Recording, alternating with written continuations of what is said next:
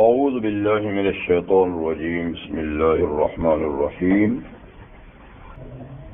وبالحق انزلناہ وبالحق نزل وما ارسلناک الا مبشرا ونذیرا وقرآنا فرقناہ لتقرأہ علی الناس علی مکث ونزلناہ تنزیلا قل آمنوا به او لا تؤمنوا ان الذين اوتوا العلم من قبله اذا يتلى عليهم يخرون للاذقان سجدا ويقولون سبحان ربنا ان كان وعد ربنا لمفعولا ويخرون للاذقان يبكون ويزيدهم خشوعا قل ادعوا الله أو ادعوا الرحمن أيما تدعوا فله الأسماء الحسنى ولا تجهر بصلاتك ولا تخافت بها وابتغ بين ذلك سبيلا وقل الحمد لله الذي لم يتخذ ولدا ولم يكن له شريك في الملك ولم يكن له ولي من الذل وكبره تكبيرا صدق اللہ العظیم۔ سورۃ الاسراء کی آیت نمبر 105 سے 111 تک آیات آپ کے سامنے تلاوت ہوئی اور یہ سورت کا اختتامی حصہ ہے۔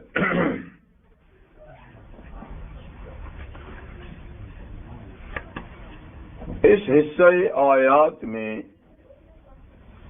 3 مضمون ذکر ہیں۔ پہلا مضمون تو قرآن حکیم سے متعلق ہے، دوسرا رسول اللہ صلی اللہ علیہ وسلم کی رسالت سے متعلق ہے،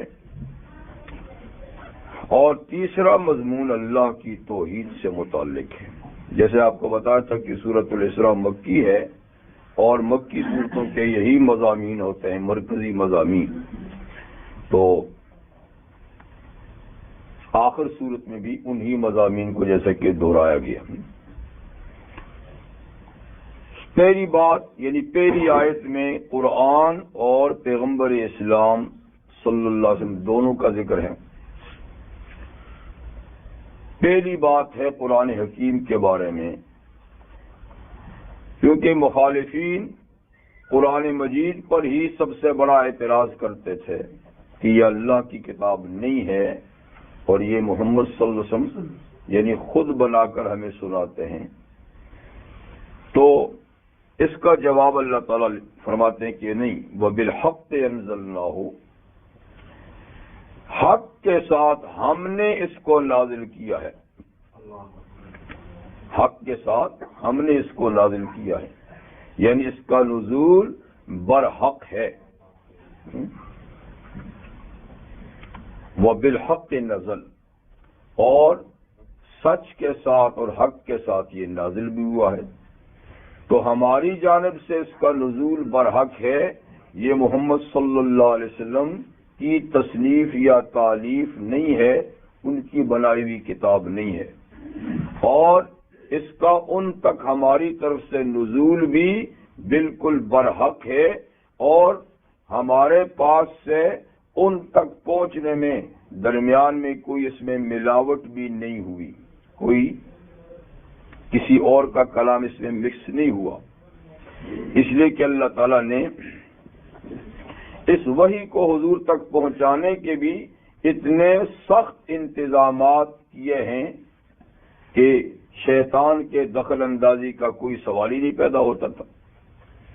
یعنی جیسے روایات میں ہے کہ آسمانوں سے لے کر زمین تک اور نبی کریم علیہ السلام کے قلب مبارک تک یعنی فرشتوں کی قطاریں لگ جاتی تھیں جب وحی آتی تھی، فرشتوں کی قطاریں، جبکہ ایک فرشتہ ہی خود بس کرتا ہے، اس کا مقابلہ کوئی نہیں کر سکتا، اور لانے والے حضرت جبریل امین جو ہیں وہ تو آپ جانتے ہیں کہ ذی قوت عند ذی العرش مکین، بڑے ہی طاقتور فرشتے ہیں، اور عرش والے اللہ کے ہاں وہ بڑے ہی امانت دار ہیں، خود بھی بڑے امانت دار ہیں اور بہت پاورفل فرشتے ہیں.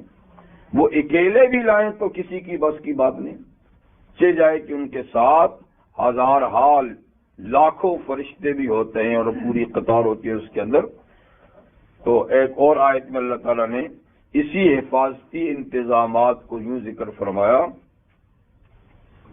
کتاب لا یاتیہ الباطل من بین یدیہ ولا من خلفہ.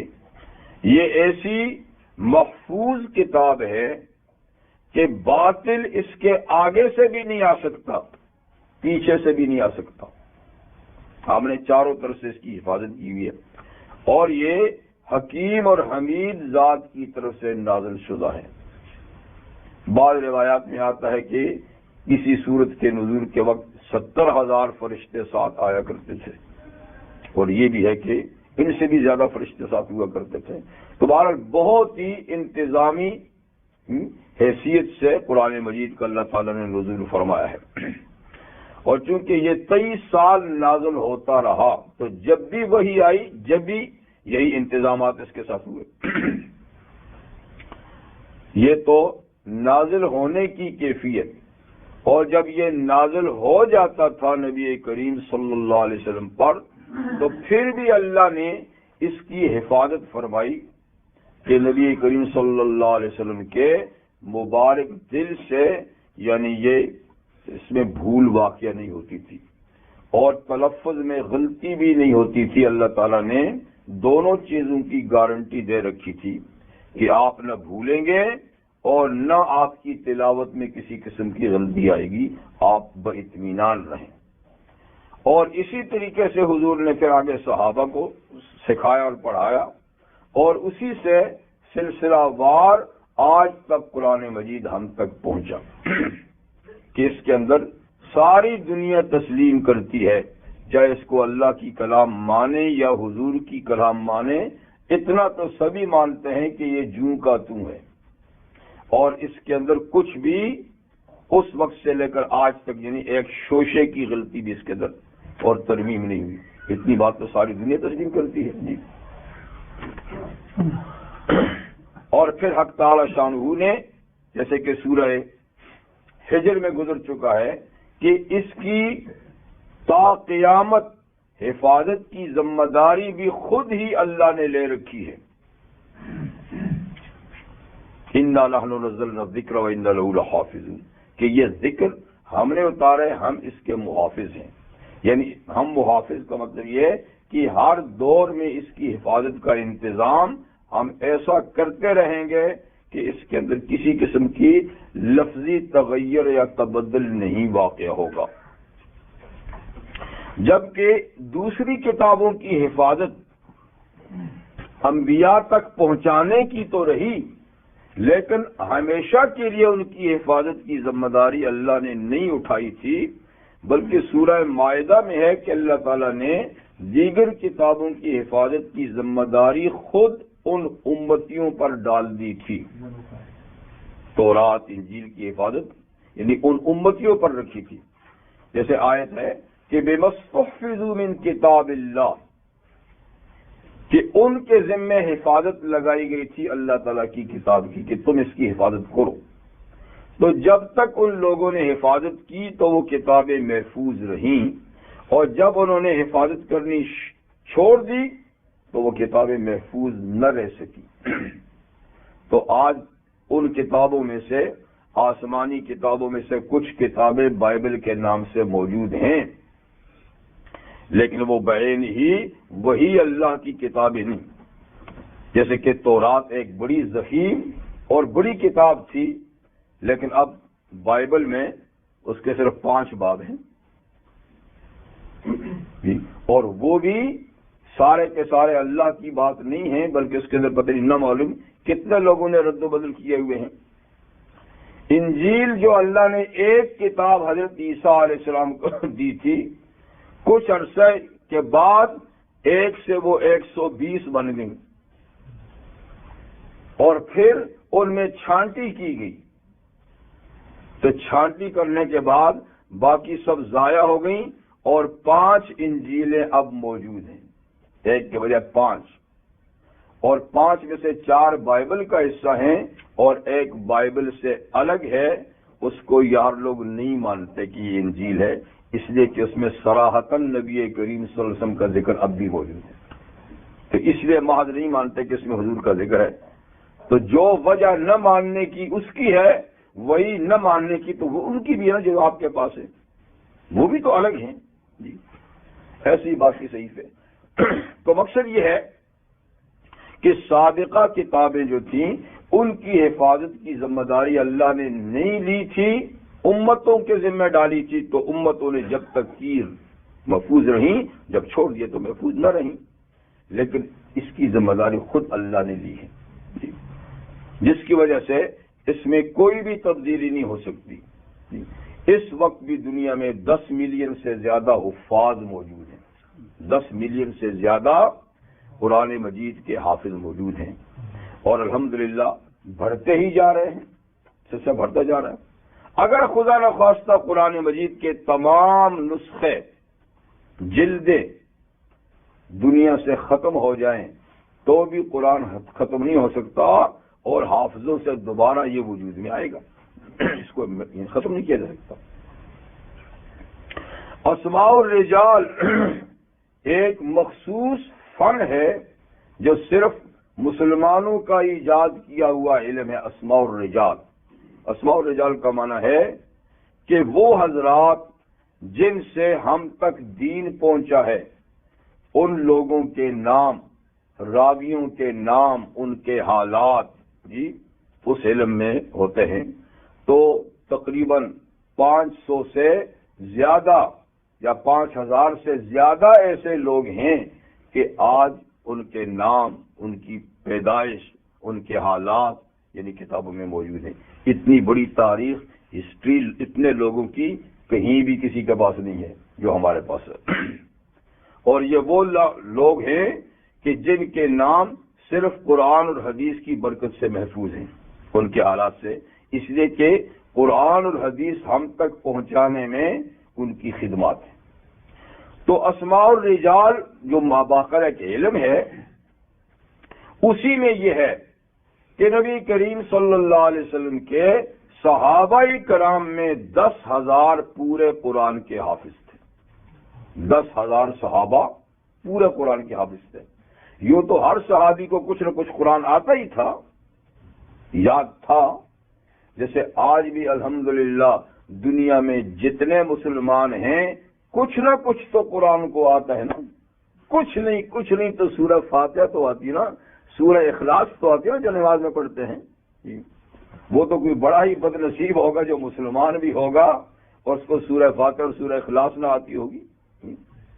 لیکن یعنی اتنا کیا کسی اور کو بائبل آتی ہے؟ عیسائیوں کو، یہودیوں کو ان کی کتاب یاد ہے کہ نہیں؟ صرف مذہبی لوگ یا کچھ لوگ ہیں ان کو تھوڑا بہت آتا ہے، اور یہاں تو ہر مسلمان کم سے کم اتنا قرآن جانتا ہے، کم سے کم۔ تو نبی کریم صلی اللہ علیہ وسلم کے زمانے میں نے کہا 10,000 مرد عورتیں باقاعدہ پورے قرآن مجید کے حافظ تھے۔ چنانچہ جنگ یمامہ میں، یمامہ جہاں مسیلمہ کذاب رہتا تھا، مدعی نبوت جھوٹا، تو اس کے ساتھ ابو بکر صدیق رضی اللہ عنہ کی خلافت میں جنگ ہوئی، تو اس کے پاس 40,000 زبردست فوج تھی۔ ادھر سے مسلمانوں کی فوج اتنی تعداد میں نہیں گئی تھی، لیکن بہرحال اللہ تعالیٰ نے ان کو فتح دی اور 27,000 دشمن قتل ہوئے، یعنی اس مدعی نبوت خود بھی قتل ہوا اور اس کے لوگ بھی قتل ہوئے۔ اس فوج میں بہت سے مسلمانوں کا بھی نقصان ہوا، 1200-1300 حفاظ قرآن کے شہید ہوئے، 12 یا 1300۔ تو بیک وقت اتنے حافظ جو ہیں کبھی کسی جنگ میں شہید نہیں ہوئے تھے، اس لیے تشویش پیدا ہوئی کہ یہ اگر ایسی جنگیں 2-4 اور ہوئیں تو حافظ لوگ، کیونکہ سب فوجی حافظ تو تھے، اگر اس تعداد میں ان کا یہ انتقال کرتے گئے تو پھر تو قرآن حکیم کے ضائع ہونے کا اندیشہ ہے۔ اور اس وقت تک قرآن مجید جلد کی شکل میں نہیں تھا، صرف حافظوں میں تھا یا کسی کسی کے پاس کچھ صورتیں لکھی ہوئی ہوتی تھیں. تو سب سے پہلے عمر فاروق رضی اللہ عنہ نے یہ تجویز پیش کی ابو بکر صدیق امیر المومنین کو کہ جناب دیکھیں نا جنگ یمامہ میں اتنے حافظ شہید ہو گئے ہیں، اگر 2-4 اور ایسی جنگیں ہو جاتی ہیں تو پھر تو حفاظ ختم ہو جائیں گے اور قرآن مجید کی کوئی جلد تو ہمارے پاس ہے نہیں ہے. تو ایسا کیجئے کہ کم از کم ایک جلد میں قرآن مجید تو محفوظ ہو کہ خدا نخواستہ ایسی صورت ہو تو اس سے آگے اس کو چلایا جائے.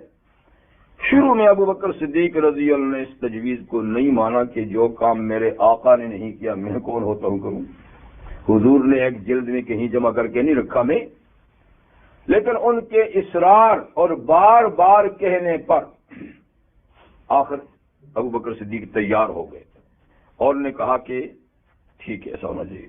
تو ایک بورڈ قائم ہوا زید بن ثابت رضی اللہ عنہ کی سرکردگی میں کہ اچھا بھائی سارا قرآن مجید تمہارا پورا کا پورا قرآن مجید جو حافظوں میں تھا یا جو کہیں کہیں لکھا ہوا تھا تو حافظوں میں تو تھا ہی تھا، لیکن اس کے باوجود جو جن حضرات کے پاس لکھا ہوا تھا کچھ سب جمع کر کے ایک جلد میں محفوظ کیا گیا.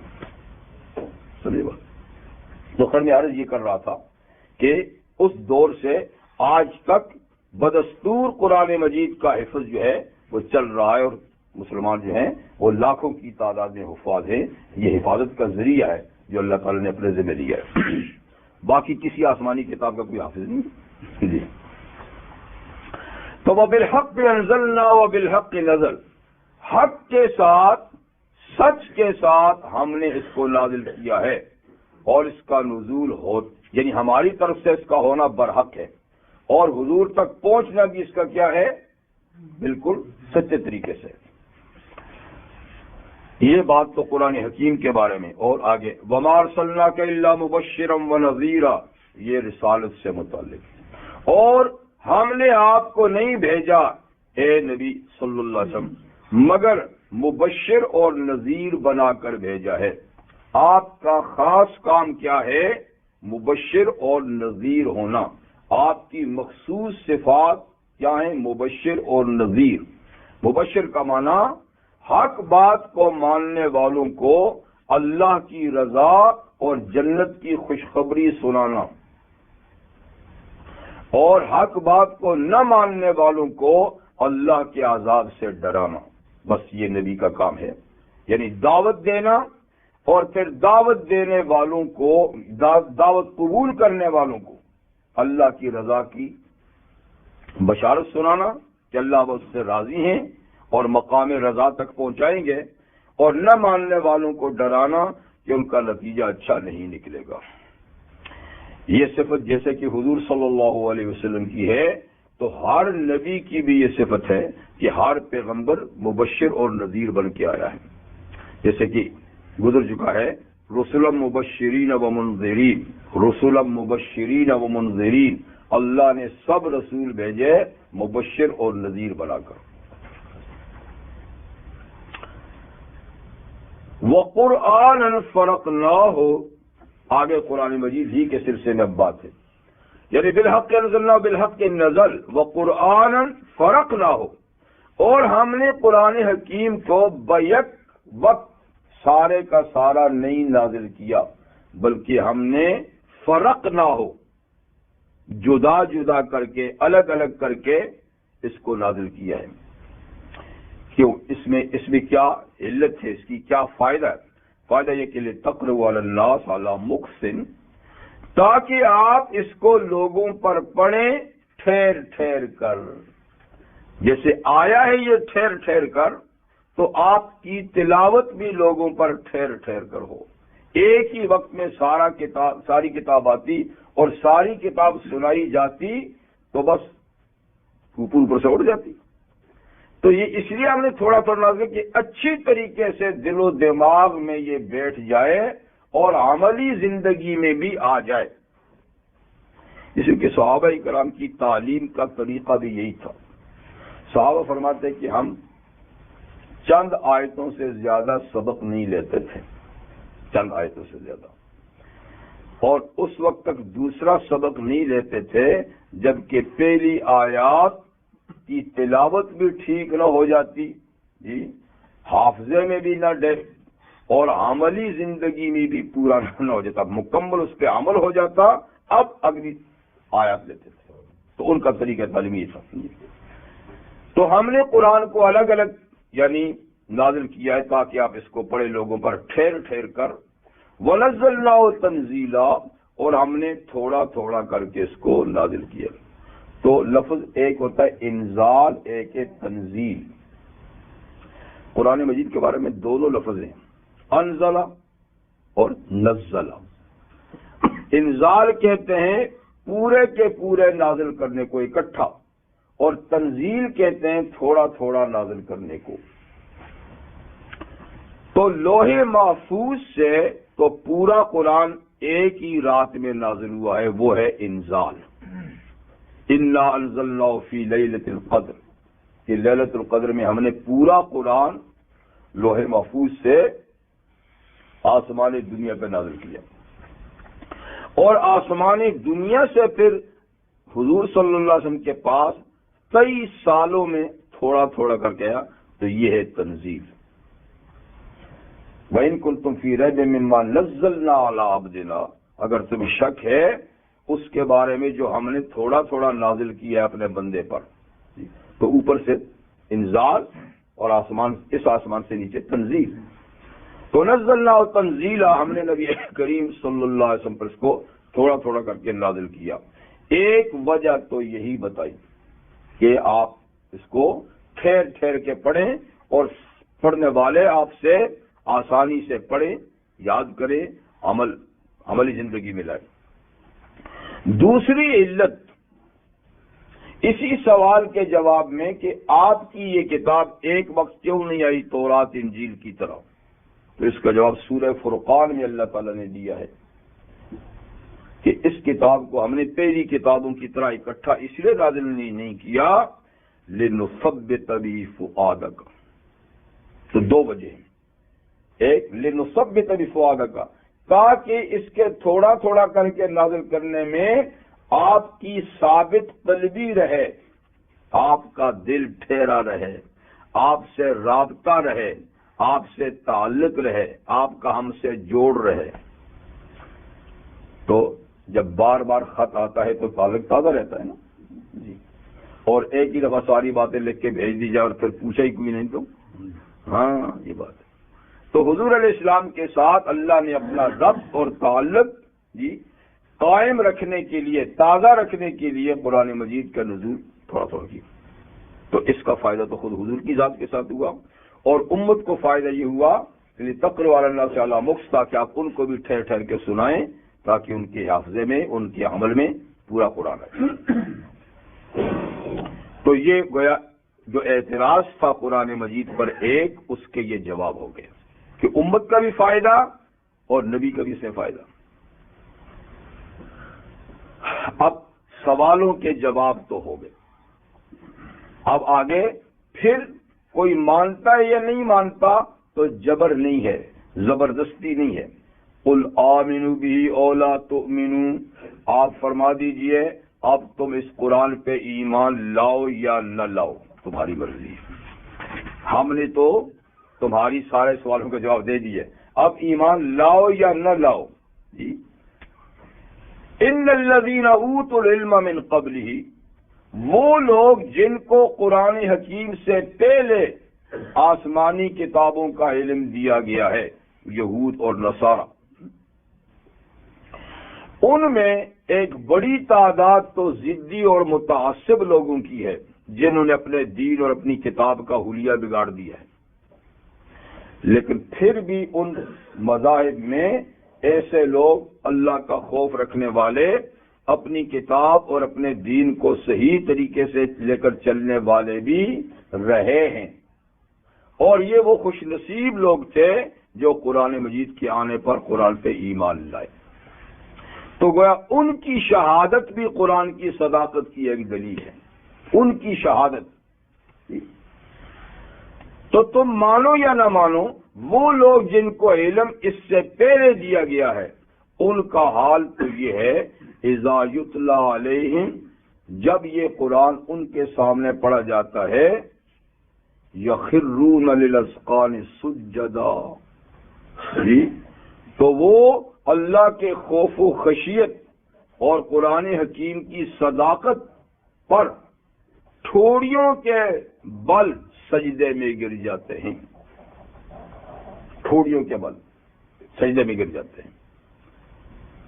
اور یہ 7ویں پارے کے آغاز میں بھی ان لوگوں کے بارے میں فرمایا، وَإِذَا سَمِعُوا مَا أُنزِلَ إِلَى الرَّسُولِ تَرَىٰ أَعْيُنَهُمْ تَفِيضُ مِنَ الدَّمْعِ مِمَّا عَرَفُوا مِنَ الْحَقِّ،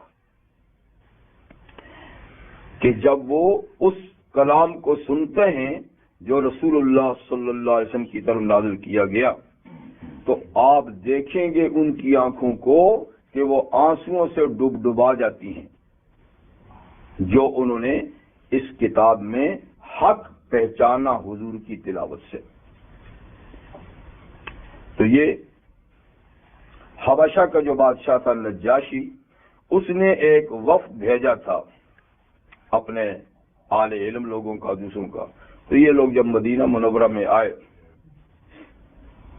تو ان کے سامنے حضور صلی اللہ علیہ وسلم نے سورہ یاسین کی تلاوت کی۔ جب سورہ یاسین کی تلاوت کی تو وہ زار و قطار رونے لگے اور کہنے لگے کہ ماشاءاللہ اس کلام اور انجیل جو کلام ہے دونوں کا سرچشمہ ایک ہی ہے، یہ ایک ہی چشمے کی دو لہریں لگ رہی ہیں۔ تو وہ زار و قطار رونے لگے۔ تو جو حق پرست لوگ یعنی پہلی امتوں میں تھے، تو وہ تو قرآن کو سن کے سجدے میں گر پڑتے ہیں، تم نہیں مانتے تو نہ مانو، یعنی تم تو لا علم لوگ ہو، بے علم لوگ ہو، تمہیں تو اللہ کی کتابوں کا پتہ ہی نہیں۔ جن کو پتہ ہے اور انہوں نے ہر دور میں اپنی کتابوں کے ساتھ صحیح تعلق رکھا ہے، وہ تو قرآن کے آتے ہوئے پہچان جاتے ہیں۔ تو یہ بھی ایک دلیل ہے۔ وَيَقُولُونَ، سجدے میں گر کے وہ کیا کہتے ہیں؟ سبحان ربنا، پاک ہے ہمارا رب، ان کان وعد ربنا لمفعولا، یہ ان اصل میں ان تھا، یقیناً ہمارے رب کا وعدہ پورا ہو چکا ہے۔ کیا مطلب؟ یعنی اس کتاب کے آنے کا وعدہ ہماری کتابوں میں ہوا تھا، اس رسول کے آنے کا ہماری کتابوں میں وعدہ ہوا تھا، اور ماشاءاللہ قرآن آیا تو وعدہ اللہ کا پورا ہو گیا ہے۔ یہ بالکل وہی کتاب ہے، یہ بالکل وہی رسول ہے۔ کیونکہ تورات میں یہ آیت اب بھی موجود ہے کہ حضرت موسیٰ علیہ السلام کو اللہ تعالیٰ نے خطاب فرمایا کہ میں تیرے بھائی بندوں میں تیرا جیسا رسول بپا کروں گا اور اس کے منہ میں اپنی کلام ڈالوں گا۔ یعنی آیت تحریف کے بعد ہی موجود ہے۔ تو تیرے بھائی بندوں سے مراد تو یعنی اسرائیلی ہے، وہ اسماعیلی ہوگا۔ بھائی بند کا مطلب یعنی کزن، یعنی آپ لوگ بنی اسرائیل سے ہیں تو وہ بنی اسماعیل سے ہوگا، بھائی بند۔ اور اس کے منہ میں اپنی کلام ڈالوں گا، قرآن مجید۔ یہ کہ قرآن مجید جو ہے نا وہ کتابی شکل میں نہیں آیا، وہ منہ میں ڈالا گیا ہے، منہ میں ڈالا گیا۔ تو ہمارے رب کا وعدہ یعنی ہو چکا۔ وَيَخِرُّونَ لِلْأَذْقَانِ، اور یہ لوگ ٹھوڑیوں کے بل گر جاتے ہیں، یبکون، اور مارے خوف و خشیت کے روتے بھی ہیں، وَيَزِيدُهُمْ خُشُوعًا، اور ان کی خوف و خشیت اور بھی بڑھتی ہے۔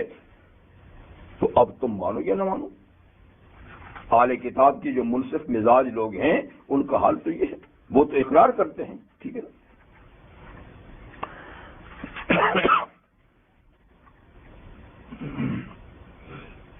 یہ ایک تو آیت سجدہ ہے، جسے آپ کو پتا ہے کہ قرآن مجید میں 15 آیات سجدہ ہیں، 14 متفقہ ہیں، ایک میں اختلاف ہے، لیکن بہرحال 15 ही सजदे कर लेने चाहिए ताकि इख्तिलाफ से भी आदमी निकल जाए। तो हर जगह साइड पे लिखा होता है सजदा और खुद आयत पे भी लिखा होता है सजदा।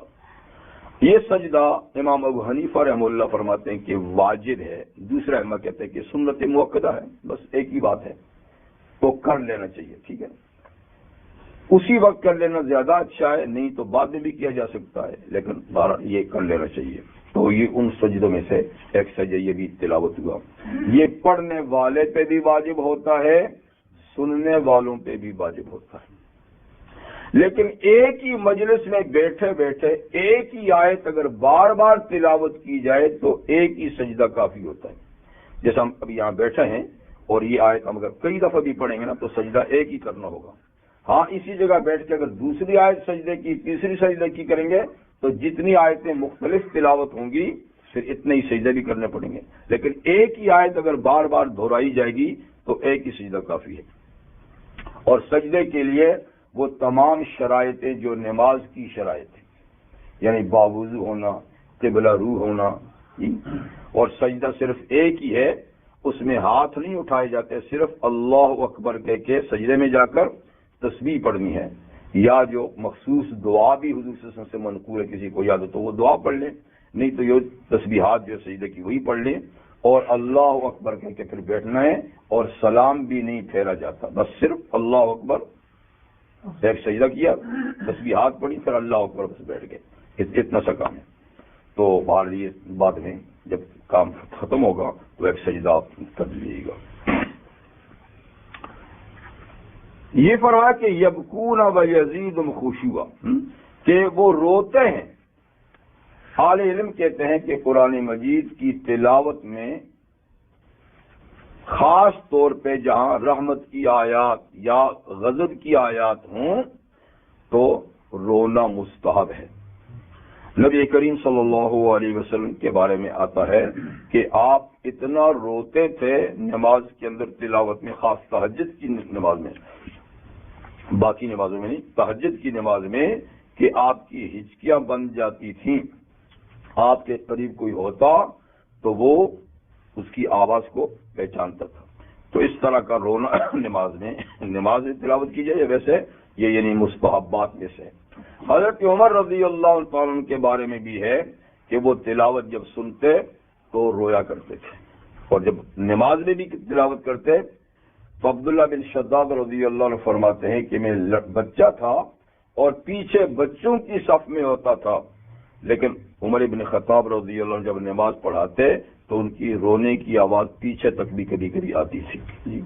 तो बहरहाल ये मुस्तहब है कि किताबुल्लाह के पढ़ने में कहीं न कहीं आदमी को कुछ न कुछ रोना आए। दूसरी बात यह है कि वैसे भी अल्लाह ताला के खौफ से और अल्लाह ताला की मोहब्बत में रोना बहुत बड़े अजर व सवाब की बात है। अब्दुल्लाह इब्न मसूद रज़ी अल्लाह अन्हु फरमाते हैं कि जो शख्स अल्लाह ताला के खौफ व खशियत से रोता है, अगर कि उसके आंसू मक्खी के सर के बराबर छोटे और मामूली क्यों न हो, अल्लाह ताला उस आंख पर जो अल्लाह के खौफ से रोई है जहन्नम की आग को हराम कर देते हैं। लेकिन याद रखिए कि जो अल्लाह के खौफ से रोता है फिर उसकी जिंदगी भी तो वो नहीं होती। अब हम ये कहें कि किसी न किसी तरह का जोर डाल के थोड़ा सा आंख बसाएं और फिर अपनी बेढंगी जिंदगी चलाते रहें, और ये हम तो अल्लाह के खौफ से रोए हैं लिहाजा जहन्नम की आग हम पे हराम होगी, तो ये ऐसी बात नहीं है। लेकिन जो अल्लाह के खौफ से यकीनी तौर पर रोएगा और खौफ ज़दा होगा, उसकी जिंदगी चेंज हो जाएगी, बदल जाएगी, फिर ऐसी रहेगी नहीं, वो इस काबिल हो जाएगा कि अल्लाह उसमें जहन्नम की आग को हराम करार दे दे। अबू हुरैरा रज़ी अल्लाह तआला अन्हु फरमाते हैं कि मम बका मिन खशियतिल्लाह, जो अल्लाह के खौफ से रोया तो अल्लाह उसको आपकी जहन्नम पे उस आग यानी आंख को हराम कर देते हैं। और इस तरह उस शख्स का यानी जहन्नम में दाखिला ममनू और गैर मुमकिन हो जाता है, जैसे थन में से दूध निकल कर दोबारा थन में वापस नहीं जाता। لیکن یہاں بھی وہ ہے کہ جو سچ مچ اللہ کے خوف سے روئے گا اس کی زندگی میں انقلاب ضرور آئے گا۔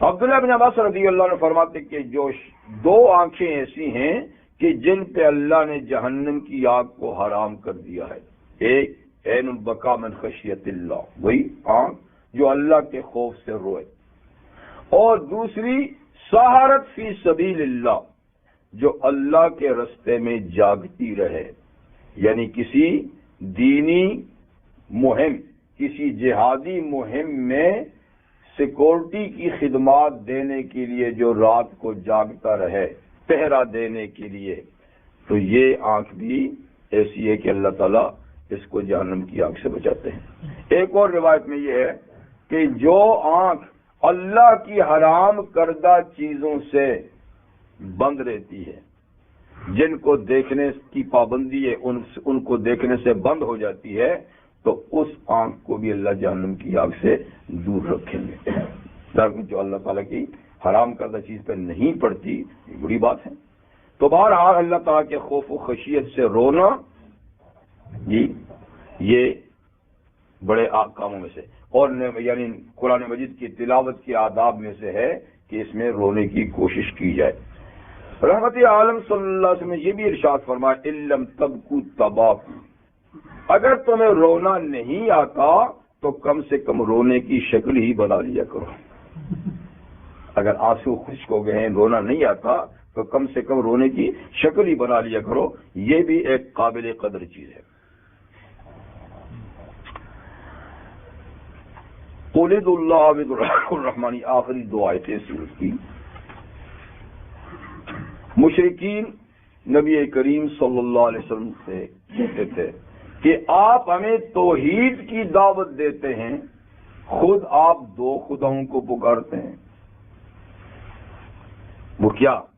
یہی قل ادعوا اللہ بدعاء الرحمن، اس لیے کہ وہ رحمان کے نام کو نہیں جانتے تھے کہ رحمان بھی کوئی اللہ کا صفاتی نام ہے، حالانکہ رحمان اللہ کا لفظ اللہ کے بالکل قریب دوسرے نمبر کا نام ہے۔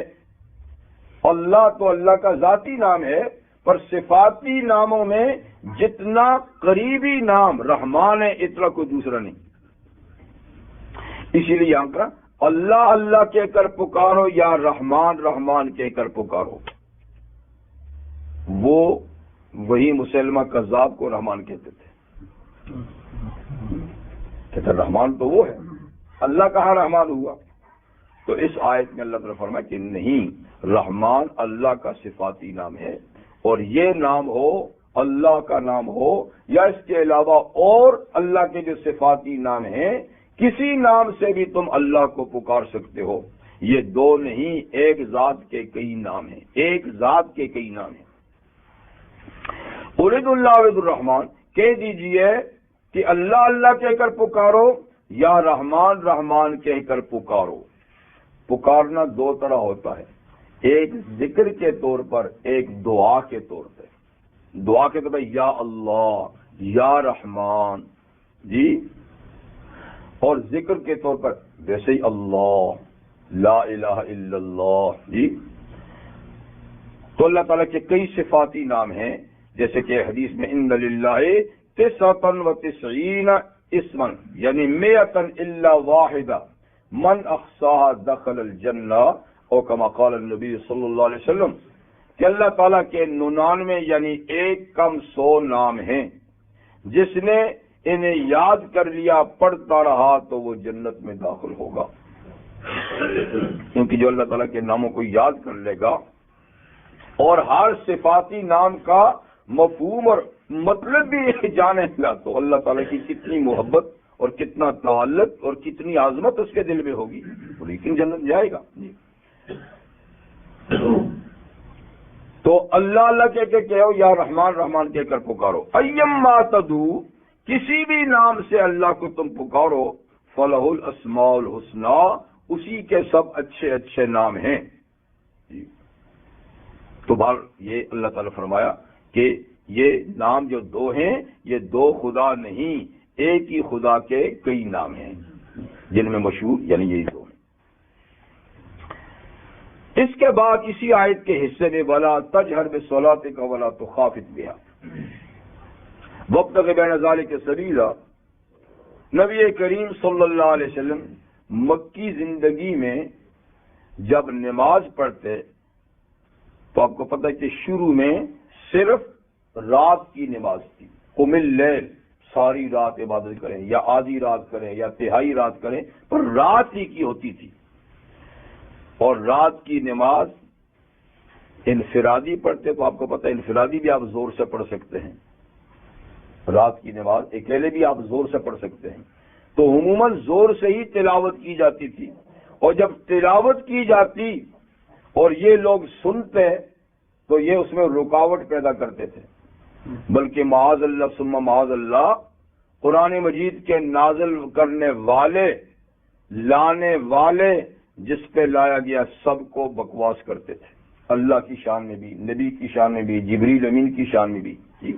جب یہ سنتے نا تو بدکتے تھے۔ اس پہ اللہ تعالیٰ نے یہ آیت نازل فرمائی کہ آپ ایسا کریں کہ لا تجہر بصلاتک، بہت زور سے اپنی نماز میں تلاوت مت کریں، بہت زور سے کہ ان کے کان میں پڑے اور یہ آ کر بیچ میں گستاخی کریں یا رکاوٹ ڈالیں۔ ولا تخافت بہا، اور بالکل چپ کے بھی نہیں پڑھیں کہ دل میں سوچیں، کیونکہ سوچنے سے بھی نماز نہیں ہوتی، سوچنے سے تو ہوتی ہی نہیں ہے۔ لیکن ہمارے کتنے لوگ ہیں جو منہ بند کر کے ہونٹ سی کر نماز پڑھتے ہیں اور جی دل میں پڑھ رہے ہیں، میاں دل میں سوچا جاتا ہے، پڑھا نہیں جاتا، دل میں سوچا جاتا ہے۔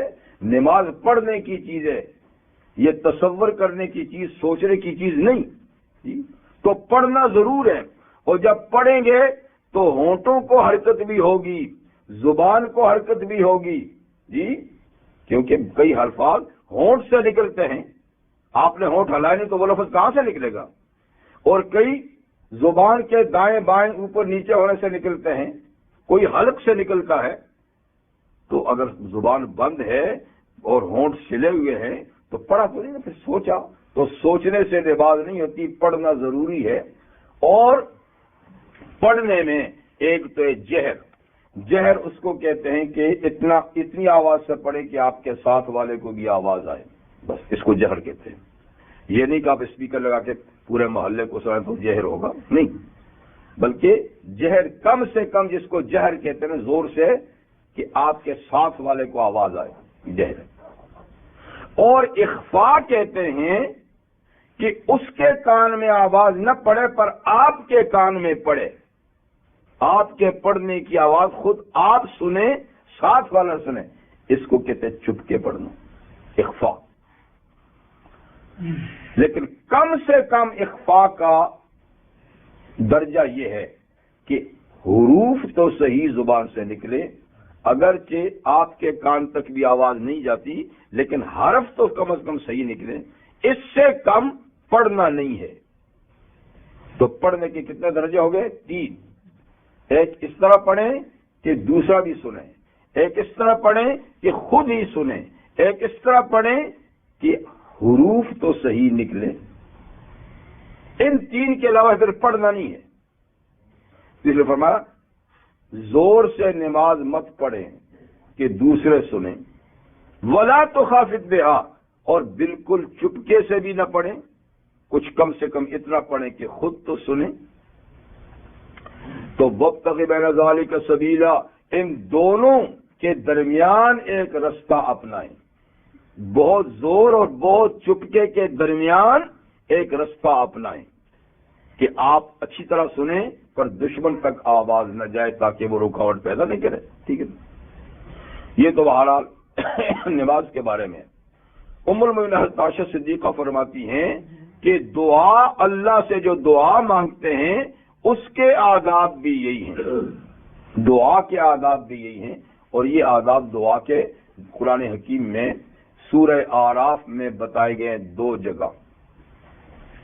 ادعوا ربکم تضرعا وخفیا، ادعوا ربکم، اپنے رب سے دعا مانگو یا اپنے رب کو پکارو ذکر کے طور پہ، تو تضرعا، ایک تو یہ کہ عاجزانہ انداز سے عاجز بن کر اللہ سے مانگو یا اللہ کو پکارو، وہ خفیہ اور چپکے چپکے. یہ دعا کے آداب ہے، چپکے چپکے. زور سے پورا محلہ سنے میں جی دعا مانگ رہا ہوں، وہ مانگ نہیں رہے، دعا پڑھ رہے ہیں یا کسی کو سنا رہے ہیں، اور پھر اس میں ماشاءاللہ چھانٹ چھانٹ کے الفاظ بھی لائے جاتے ہیں جی. تو یہ تو پھر تماشا ہے. کیا مانگنے والے ایسے ہی مانگتے ہیں؟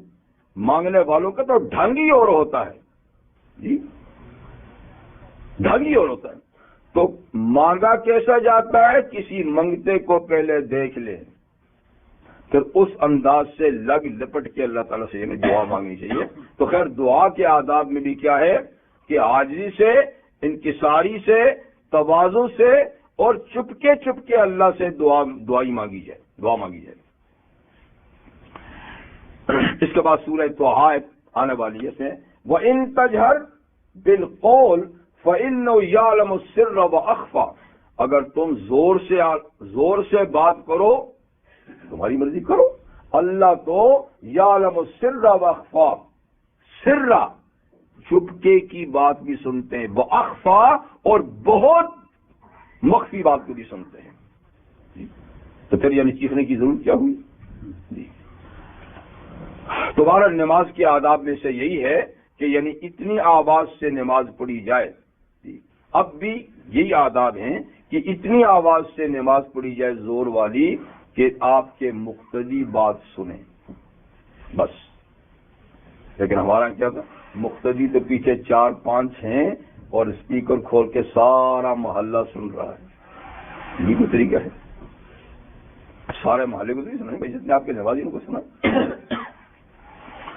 تو وَلَا تَجْهَرْ بِالصَّلَاةِ وَلَا تُخَافِتْ بِهَا وَابْتَغِ بَيْنَ ذَلِكَ سَبِيلًا وَقُلِ الْحَمْدُ لِلَّهِ الَّذِي لَمْ يَتَّخِذْ وَلَدًا وَلَمْ يَكُن لَّهُ شَرِيكٌ فِي الْمُلْكِ وَلَمْ يَكُن لَّهُ وَلِيٌّ مِّنَ الذُّلِّ وَكَبِّرْهُ تَكْبِيرًا.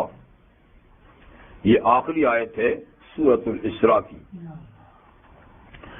سورت کا آغاز تسبیح سے ہوا تھا اور سورت کا اینڈ تحمید سے ہو رہا ہے. شروع ہوا تھا سبحان الذی اسری بعبدہ لیلا من المسجد الحرام، اور آخر ہے قل الحمد للہ الذی لم یتخذ ولدا ولم یکن له شریک فی الملک. حمد اور تسبیح یہ بہت ہی پاکیزہ کلمات میں سے ہیں. نبی کریم صلی اللہ علیہ وسلم کا ارشاد ہے کہ بہترین دعا الحمدللہ ہے، افضل الدعاء الحمدللہ. اور آپ نے ارشاد فرمایا کہ یعنی افضل الذکر یعنی افضل الدعاء الحمدللہ، افضل الذکر لا الہ الا اللہ. فضیلت والی دعا الحمدللہ ہے اور فضیلت والا ذکر لا الہ الا اللہ ہے. اور یہ بھی فرمایا کہ افضل الکلمات اربع، 4 کلمے بڑے ہی فضیلت والے ہیں جی، سبحان اللہ، الحمدللہ، لا الہ الا اللہ اور اللہ اکبر. ایک حدیث میں یہ بھی ہے سبحان اللہ والحمدللہ ولا الہ الا اللہ واللہ اکبر جو ہیں یہ وہ کلمات ہیں.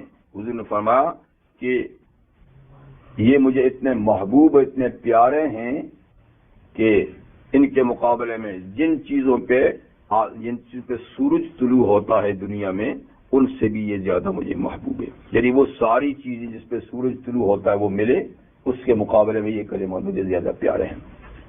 تو بہرحال سبحان اللہ سے آغاز، الحمدللہ پر اختتام. اہل علم فرماتے ہیں کہ الحمدللہ یہ نعمت کے مقام پر بولا جاتا ہے. جہاں کوئی اللہ تعالیٰ کی نعمت کہیں احسان ہو تو اس کا آغاز الحمدللہ رب العالمین. الحمدللہ الذی خلق السماوات والارض وجعل الظلمات والنور، اس لیے کہ زمین و آسمان کی تخلیق نور اور ظلمت کی پیدائش اللہ کی نعمتوں میں سے ہے، تو الحمد سے آغاز. یا ابھی اس کے بعد سورۃ الکاف ہے، الحمدللہ الذی انزل علی عبد الکتاب، اس کی ابتدا بھی الحمد سے ہے. اور کتاب اللہ کا نزول، یہ بھی اللہ تعالیٰ کی گراں قدر نعمتوں میں سے ہے. تو مطلب کہ جہاں نعمت کا ذکر ہوتا ہے تو الحمد سے آغاز ہوتا ہے، اس لیے کہ یہ مقام شکر پہ بولا جاتا ہے. لیکن یہاں اس آیہ کریمہ میں الحمدللہ الذی لم یتخذ ولدا ولم یکن له شریک فی الملک ولم یکن له ولی من الذل، تین چیزوں کے آغاز پہ الحمد کہا ہے. بظاہر یہ نعمتیں نہیں ہیں، اور جہاں قرآن مجید میں الحمد آیا ہے اس کے بعد نعمتوں کا ذکر ہے، لیکن یہاں الحمد کے بعد جو تین چیزیں ہیں وہ بظاہر نعمت نہیں ہیں. تو اس سلسلے میں مفسر قرآن یعنی امام راضی رحمت اللہ علیہ، ابو بکر راضی، وہ فرماتے ہیں کہ نہیں، یہ تین چیزیں بھی نعمت ہیں. کہتے کہ اس لیے کہ پہلی بات ہے تمام تعریفیں اس اللہ کے لیے ہیں جس نے کسی کو اولاد نہیں بنایا. تو ایک تو اس میں رد ہوا یہودیوں کا بھی، عیسائیوں کا بھی، اور مجوسیوں کا بھی، اور تمام جو مشرکین عرب تھے جو ملائکۃ اللہ کو اللہ کی بیٹیاں کہتے تھے، جو مسیح علیہ السلام کو خدا کا بیٹا، عزیر علیہ السلام کو اللہ کا بیٹا یا ملائکۃ اللہ کی بیٹی کہتے تھے، ان کا رد ہوا. ایک دوسری بات کہتے ہیں یہ کہ اللہ کی اولاد نہیں، اللہ صاحب اولاد نہیں. ٹھیک، فرض کرے کہ اللہ صاحب اولاد ہوتے تو امام راضی کہتے ہیں پھر جو ہمیں نعمتیں اللہ کی طرف سے ملی ہیں وہ دوسرے نمبر پہ ملتی، اس لیے کہ آدمی سب سے پہلے نوازش اپنی اولاد پہ کرتا ہے، اس سے کچھ بچتا ہے تو پھر ادھر ادھر دیتا ہے. تو اللہ اگر صاحب اولاد ہوتے تو پہلی نوازشیں تو اللہ کی اس کے اوپر ہوتی اور دوسری پھر ہمیں ہوتی. تو دیکھو یہ بڑی نعمت ہے کہ اللہ کی اولاد نہیں تو ساری نعمتیں ادھر ہیں، ساری نعمتیں. ہاں ایک تو یہ بھی گویا اللہ کی نعمت ہے. اللہ کا صاحب اولاد نہ ہونا بھی ہمارے حق میں نعمت ہے، ورنہ نعمتیں ہمیں بچی کھچی ملتی. اچھا جی، دوسری وَلَمْ يَكُنْ لَهُ شَرِيكٌ فِي الْمُلْكِ، اور اللہ کی حکومت میں اس کا کوئی پارٹنر بھی نہیں ہے، کوئی شریک بھی نہیں ہے. جیسے کہ مشرکین کئی چیزوں کو، کئی مخلوقات کو اللہ کا شریک ٹھہراتے تھے، مطلب کہ اللہ تعالیٰ نے ان کو حصہ دیا ہے، ان کو اختیارات دیے ہیں، ان کو کہ تم یہ کر سکتے ہو، تم یہ کر سکتے ہو. تو اللہ کا کوئی شریک نہیں. اگر فرض کریں، امام صاحب کہتے ہیں فرض کریں کہ اللہ کا کوئی ہوتا شریک تو پھر بھی نوازش پہلے اپنے شریک پہ ہوتی ہے. بھئی میرا پارٹنر ہے تو پہلے اس کے ساتھ عنایت کروں، اس کو کچھ دوں، تو پھر دوسرے نمبر پہ بات ہوں جی، تو پھر بھی ہمارا نمبر دوسرا ہوتا نعمتوں کی تقسیم میں، اور پہلا اس کا ہوتا. تو یہ بھی تو بڑی نعمت ہے کہ خدا کا شریک ہی کوئی نہیں تو بھی ساری نعمتیں ادھر. تیسری بات وَلَمْ يَكُنْ لَهُ وَلِيٌّ مِّنَ الظُّلْمِ، اور اللہ تعالیٰ کا کوئی ولی، کوئی ساتھی بھی نہیں کمزوری کی وجہ سے کہ معاذ اللہ ثم معاذ اللہ وہ کسی کام کے کرنے میں کمزور ہیں تو انہوں نے ہیلپر کوئی بنایا ہے، کسی سے ہیلپ لے رہے ہیں جی، تو کسی کمزوری سے. اگر ایسی بات ہوتی بالفرض تو پھر بھی جو خادم ہوتا ہے، ہیلپ کرتا ہے، پہلے عنایت اس پہ ہوتی ہے، تو پھر بھی نمبر ہمارا دوسرا ہی ہوتا. تو یہ نہ ہونا بھی نعمت ہے. تو گویا اللہ کی اولاد نہ ہونا بھی جیسے کہ اس کی تصویر، اس کی تحمید، اس کی تقدیس کی بات ہے، ہمارے حق میں بھی نعمت ہے. ایسے پارٹنر نہ ہونا جیسے کہ اس کی شان کے شایان ہے، ہمارے لیے بھی نعمت ہے. اور جیسے کہ کوئی اس کا مددگار نہ ہونا، جی ٹھیک ہے، ہونا ہوتا تو شان کے خلاف ہوتا، نہ ہونا ٹھیک ہے شان کے مناسب ہے، لیکن ہمارے حق میں بھی یہ نعمت ہے۔ تو گویا یہ تین چیزیں ہمارے حق میں بھی نعمت ہیں اور اس کے اوپر الحمدللہ کہنا ٹھیک ہے جی۔ تو یہ کلمات میں نے کہا کہ بے حد ایسے کلمات ہیں، سبحان اللہ، الحمدللہ، لا الہ الا اللہ، کہ اس کی کوئی مثال نہیں۔ ام المؤمنین عائشہ صدیقہ رضی اللہ عنہا فرماتی ہے، بخاری شریف کی بھی ہے، کہ سبحان اللہ الحمدللہ جو آدمی 100 مرتبہ دن میں کہے تو اس کے گناہ سمندر کی جھاگ کی طرح بھی ہوں تو معاف ہو جاتے ہیں۔ صغیرہ گناہ، کبیرہ کے لیے تو توبہ شرط ہے نا، صغیرہ گناہ تو بڑی پاکیزہ کلمات ہیں۔ اور حدیث میں ہے کہ اللہ تعالیٰ نے یہ کلمات سبحان اللہ، الحمدللہ، لا الہ الا اللہ اور اللہ اکبر، یہ 4 کلمے جو ہیں یہ اپنی پاکیزہ یعنی مخلوق جو فرشتے ہیں ان کے اذکار بھی انہی کو مقرر کیا ہے۔ فرشتے بھی جب اللہ تعالیٰ کی تقدیس اور تحمید اور تسبیح بیان کرتے ہیں تو انہی الفاظ سے کرتے ہیں۔ تو مقصد یہ کہ جتنے بھی ذکر و اذکار کے کلمات ہیں ان میں سب سے زیادہ محبوب کلمات یہی 4 ہیں، سبحان اللہ، الحمدللہ، لا الہ الا اللہ، اللہ اکبر۔ کسی ترتیب سے بھی پڑھیں، پہلے اللہ اکبر پڑھیں پھر سبحان اللہ، یا پہلے سبحان اللہ پھر الحمدللہ، جس ترتیب سے ہو، مگر یہ 4 کلمات یعنی بطور تسبیح، بطور تعلیل، بطور ذکر کے پڑھنے چاہیے۔ حدیث میں یہ بھی ہے کہ نبی کریم صلی اللہ علیہ وسلم اپنے خاندان کے نومولود بچوں کو جب وہ پڑھنے لگتے ہیں، زبان چلتی، تو یہ آخری آیت سب سے پہلے ان کی زبان پہ لاتے تھے، یہ وقول الحمدللہ الذی، جی یعنی یہ جب بچہ بولنے کے قابل ہوتا تو آپ کی کوشش ہوتی تھی کہ یہ آیت سب سے پہلے اس کی زبان سے ادا ہو تاکہ اس کے دل پہ یہ نقش ہو۔ تو یہ بہت پاکیزہ۔ اور ائمہ دیر فرماتے ہیں کہ کوئی مسلمان ایسا نہیں ہونا چاہیے کہ جس کے شب و روز اس تسبیح سے خالی ہوں، یعنی یہ تسبیحات دن یا رات میں کم سے کم 100 مرتبہ ان کو پڑھنی ہی چاہیے۔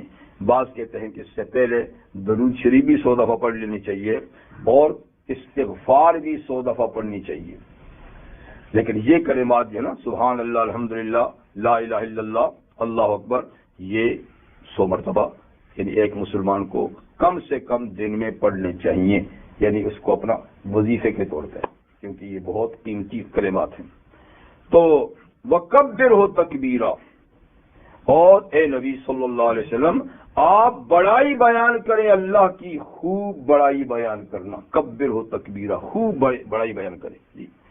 تو یہ تھے سورۃ الاسراء کے آخری آیات اور پاکیزہ کلمات جس پہ سورت کا اختتام ہوا، اور اگلی سورت کا آغاز بھی اللہ کی حمد سے ہی ہو رہا ہے، الحمدللہ الذی انزل علی عبدہ الکتاب ولم یجعل لہ عوجا۔